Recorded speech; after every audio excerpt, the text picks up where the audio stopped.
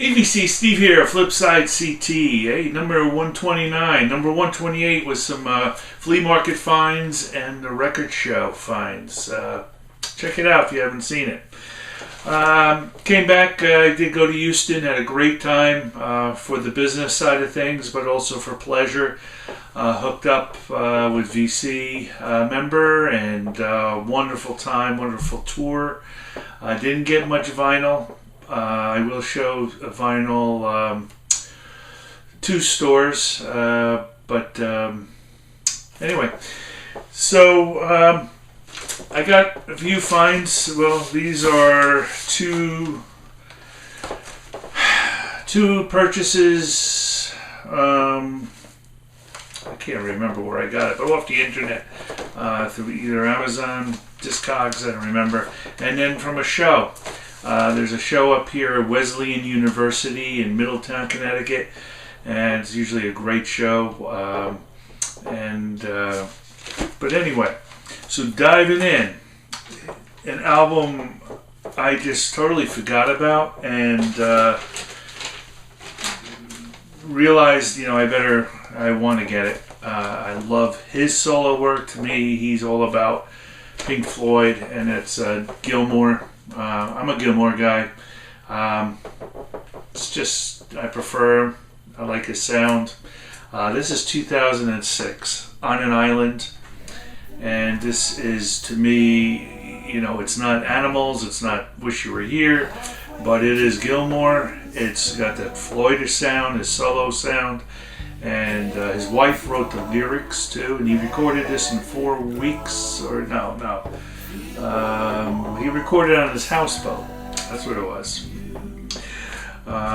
And just enjoy the hell out of this album.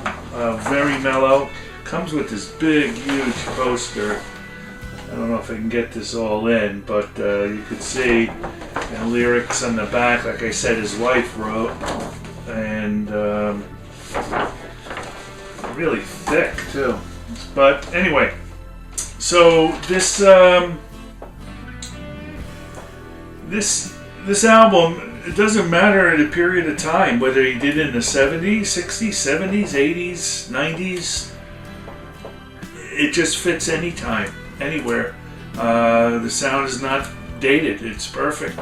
That mellow sax, mellow guitars, the voice just flows.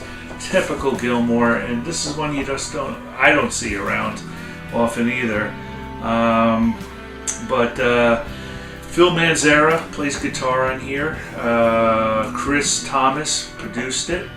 Also plays maybe keyboards on here. Chris Thomas, you don't know, very famous producer.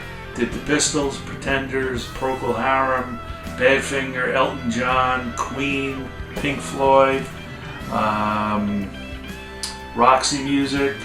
Robert Wyatt is on this album, Richard Wright, Jules Holland. But anyway, I guess I'm just sort of promoting it, and if you don't have it, consider it. Nice, thick album. Sounds nice. So, going back to a couple weeks ago when we had our big loss of Tom Petty, there are a couple albums I still wanted. So I immediately just jumped quickly, figuring there might be an increase in pricing, which there seemed to be, but I needed Highway Companion, which is his solo album. Again, here's another one, 2006. And this has Tom Campbell on it and Jeff Lynne. But it's just pure Petty sound. It's not a heavy rocker. Like you want some really heavy riffs. It's there's no need to really dissect it. It's and analyze this. It's an album to be made like it's called Highway Companion. Put it on, and if you're in the car, driving down the highway, listen to it. It's just got a pureness of Petty, just fun lyrics, just part of a collection you should get if you're a Petty fan or a newbie for Petty. It's well worth it. It's laid back, grooving Petty. What can I say? I think I saw this on his website still. It's a reasonable price. So if you're considering it, look for this one.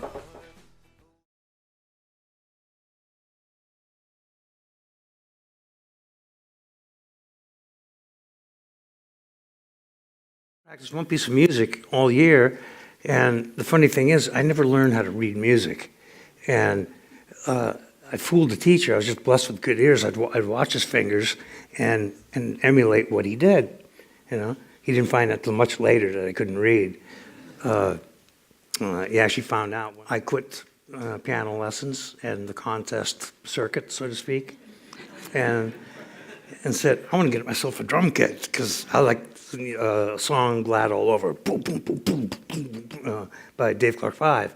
And I wanted to play drums, so I got a paper out, bought a St. George drum kit for $125. And my mom somehow had convinced my brother to still do something musically respectable, which was take flamenco guitar lessons. Now, what I really loved about a Fender guitar was the vibrato bar, except they only came with single coil pickups, which at high volume, they squeal and they're very thin sounding, unless you use some kind of distortion pedal or whatever, which I could not afford. One day, a Marshall amp comes in. And I've only seen pictures of these things, Only Eric Clapton, gods play these, not kids on the street. And I said, I gotta have that amp.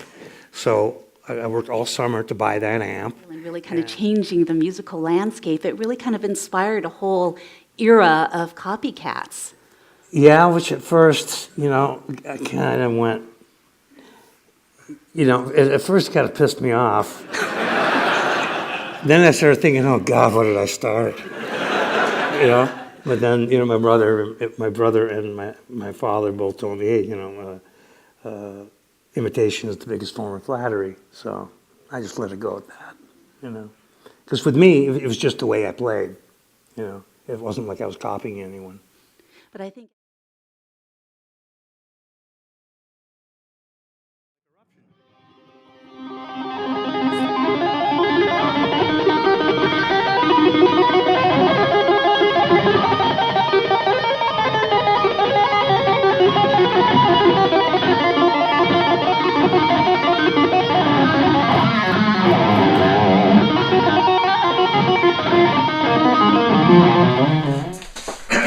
All right, so to the show, Wesleyan University, a couple of vendors I didn't know, a few I did, and I got 3 albums only, and I had to monitor myself. Now, this first album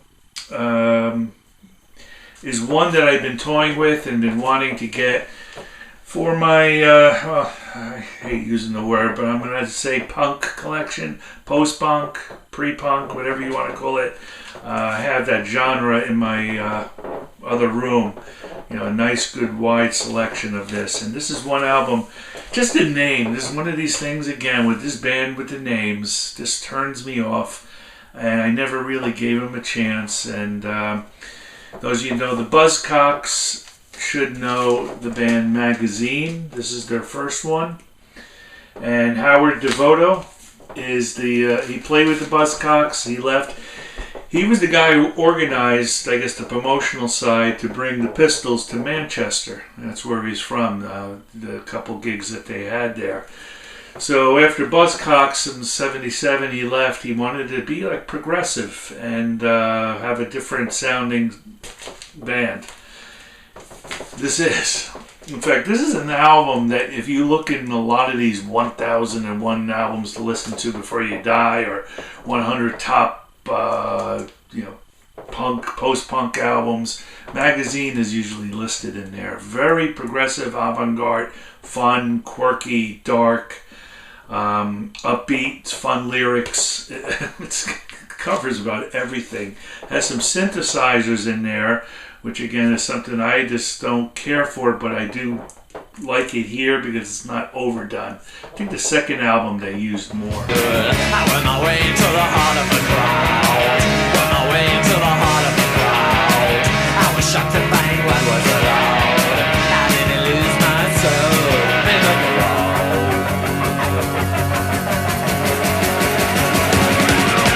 Shots by both sides on the road.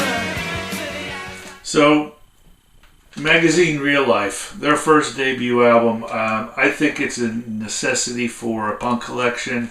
Whether you get this one, the second one, I'm glad I got it. I'm very glad and enjoy it. So here's an album talking about necessity for rock and roll. I did see it. It was high priced in other places. This one has a coloration on the side, a sticker. Looks like it was at a radio station, but this is ZZ Top's first album, and this is from '71. And they wrote they wrote all these songs on here. Blues boogie, hard rockin'.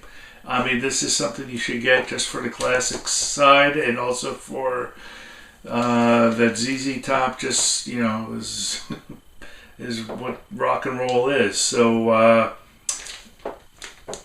must have. And I'm glad I added that back to my list. And here's my last one. I've been talking for a while about this guy, and I don't see this album. It's in shrink, beautiful condition. Might as well take it off. I got it at a pretty good price. This is Van Morrison's 8th album, and it's called Veedon Fleece. And I butcher this name up. I call it Gideon Fleece. I call it Golden Fleece. God knows. So, yeah, this is Celtic acoustic. Critics hated this. He got bombed for this. Of course, years later, hey, this is as good as Astro Weeks. This is, considered one of his better ones. I love it. It's just Van at his peak, just after his divorce. And he went back to Ireland with his girlfriend, fiance, romanced, wrote this in 4 weeks and put it together, and there's a lot of work on this. Beautiful album. Something, again, if you don't see it, or if you just go to Discogs or whatever, you want to add it to your collection, it's worth it. I just, the first time I've seen it. And Carol Guida was his fiance's name. I think I paid $25 for that, something 20 or 25. But it's all worth it because, like I said, I don't see it. That's all. Hey, quick showing for you, and upcoming, I do have another show that I went to. Slow down a little bit. And yeah, that's about all I could say now, folks. I hope you enjoyed something there, and I will see you soon. Bye bye. You could dance with me, punch me through.